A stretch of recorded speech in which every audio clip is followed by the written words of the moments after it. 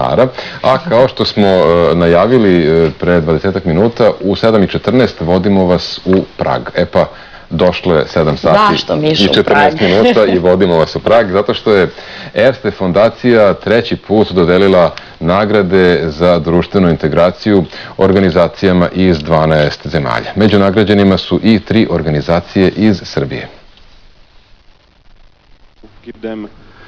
Od 1850 prijavljenih projekata na dodeli nagrada u Pragu našla su se 132 koja su u uži izbor ušla odlukom međunarodnog žirija.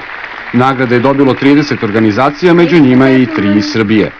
Projekat Mala kućna zajednica udruženja Na pola puta iz Pančeva daje šansu ljudima sa mentalnim invaliditetom da nastave kvalitetan život. Veoma smo ponosni smo što smo došli u ovaj uži izbor, s obzirom da je naše udruženje relativno mlado i da je projekat kojim se bavimo veoma, da kažem, intrigantan i prilično neobičan za sredinu kao što je Srbija. Udruženje za lokalni razvoj iz Kamenice pruža pomoć starim licima u planinskim krajevima jugoistočne Srbije. Ti stari ljudi su iskoristili upravo te svoje veštine, iskoristili su i neka znanja koja smo mi pružili, mi smo ih naučili o tome ko su potencijalni donatori u lokalnoj sredini i onda ih pustili da za svoje ideje traže sredstva u lokalnoj zajednici i oni su uspjeli da obezbede sredstva od opštine Pantelej i sagradili su pešački most preko reke u dužini od 9 metara. Mislim, to je jedinstveni slučaj u svetu. Inicijativa za održivi razvoj Mostovi iz Kruševca obučava nezaposlene lica kako da pokrenu proizvodnju organske hrane. Naš projekat je nosio naziv Zdravljem protiv siromaštva, a odnosio se na obuku pripadnika najugroženijoj kategoriji za bavljenje organskom poljoprivredom.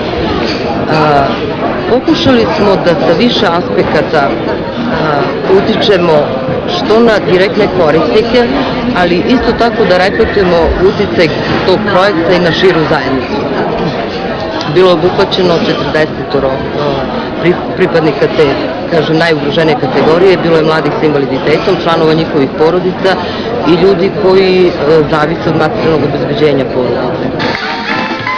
Prva nagrada Erste fondacije pripala je autonomnoj ženskoj kući iz Zagreba za projekat pružanja podrške žrtvama porodičnog nasilja. Ukupan fond nagrada koji su podelili finalisti iznosi 613.000 evra, dok će 132 organizacije dobiti finansijsku pomoć Erste fondacije u periodu od 2 godine. Samo da kažem prvo.